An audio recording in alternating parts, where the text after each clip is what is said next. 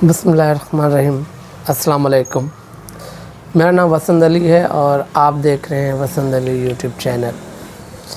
आज एक बड़े फ़ैसले के हवाले से हम बात करेंगे जो सुप्रीम कोर्ट ने 19 तारीख को दिया था, जुम्मे वाले दिन।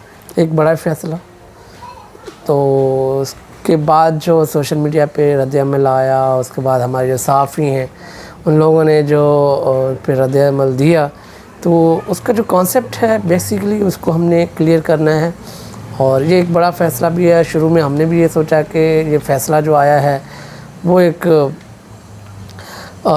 अपने जो है जज को बचाने के लिए या अपने जो एक सिस्टम में रहने वाले हैं उनको बचाने के लिए ये फ़ैसला दिया गया। पर जब शॉर्ट ऑर्डर पढ़ने के बाद जब हमें आइडिया हुआ, जब मैंने इसको रीड किया तो मुझे पता ये लगा था, तो ये जो केस है वो ना काजी ईसा फ़ाइज़ ने जीता है, क्योंकि ये केस इस तरह चला गया, इसकी जो ये डायरेक्शन है वो इनडायरेक्ट गवर्नमेंट के हक़ में कही है।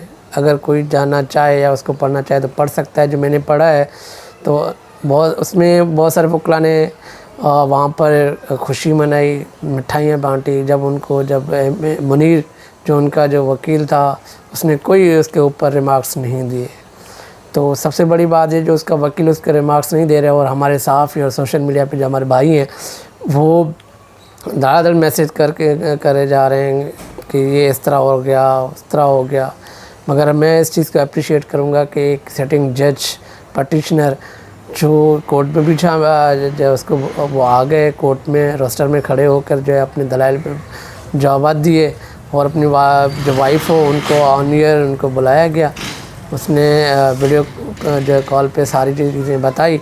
मगर इसमें दो अहम चीज़ें हैं, दो पहलू हैं। अब पटिशनर की जो रिक्वेस्ट थी वो ये थी कि ये जो सदारती केस है उसको ख़त्म किया जाए। दूसरा मतलब कि बिल्कुल ही उनको ख़त्म किया जाए, उसकी कोई प्रोसीडिंग नहीं होनी चाहिए। और दूसरा ये था कि इसके ऊपर कोई भी तहकीकात नहीं होनी चाहिए। और ये जो जुडिशल काउंसिल में जो जा रहा है वहाँ से भी उसने रोकवाने की कोशिश की। तो इनका एक तो पहलू ये था। और दूसरे पहलू में आप ये देखेंगे गवर्नमेंट ने क्या कहा था। गवर्नमेंट ने ये कहा था कि ये 3 जगहें हैं जो इंग्लैंड में है वो इनकी फैमिली की हैं। एक तो उन लोगों ने साबित कर दिया कि 3 जगह हैं, उन लोगों ने मान लिया कि 3 जगहें हैं।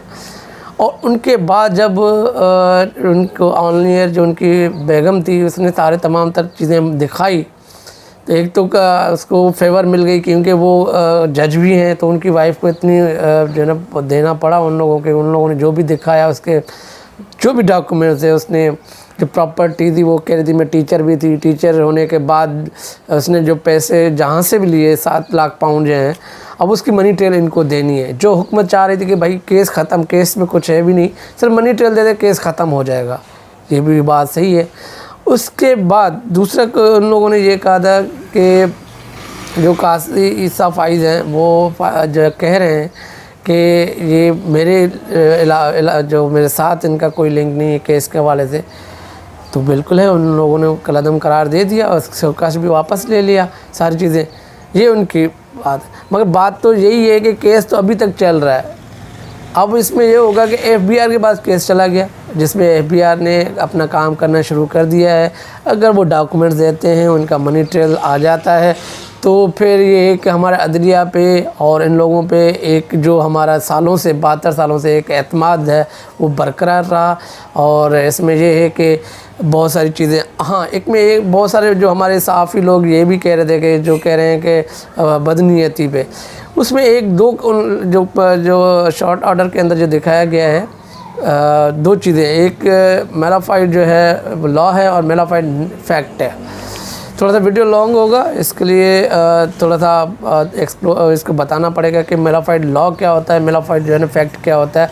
मेलाफाइड लॉ ये होता है कि आपने कानून के दायरे में रहते हुए आपने क्या किया है टेक्निक चीज़ों के हवाले से। एक तो ये चीज़ है कि टेक्निक्स के हवाले से उन लोगों ने किसी भी तरीके से इस चीज़ को कायल किया कि हाँ ये चीज़ें। उसके बाद मेलिफाइड फैक्ट क्या होते हैं कि जिसमें लोग कह रहे हैं जासूसी या बदनीयती जो आपने की थी, जो पीपल्स पार्टी और नून लीग का जो एक रिकॉर्ड रहा है, उन लोगों ने जजों के ख़िलाफ़ की थी तो उसको घर भी जाना पड़ा था। बट बात यहाँ पर यही है कि इसमें कोई ऐसी बात नहीं लिखी कि कोई बदनीयती पे ये केस बना था। एक तो ये बात आपको क्लियर होनी चाहिए और सहाफ़ी भाइयों से ये गुजारिश है कि जो आप पहले तो शॉर्ट ऑर्डर पढ़ें और उसके बाद आके आप अपना तजज़िया बिल्कुल दें, क्योंकि आपका हक़ है तजज़िया दें। तो ये चीज़ें हैं उसके अंदर, ये जो है लिखा गया है। बट और ये केस FBI के पास चला गया है। इसमें जीत किसकी हुई है? इनडायरेक्ट जीत हुकूमत की हो गई है। वो केस वो मैंने पहले भी बता दिया कि ये केस इसलिए उनके पास क्योंकि FBI मातहत है हुकूमत के।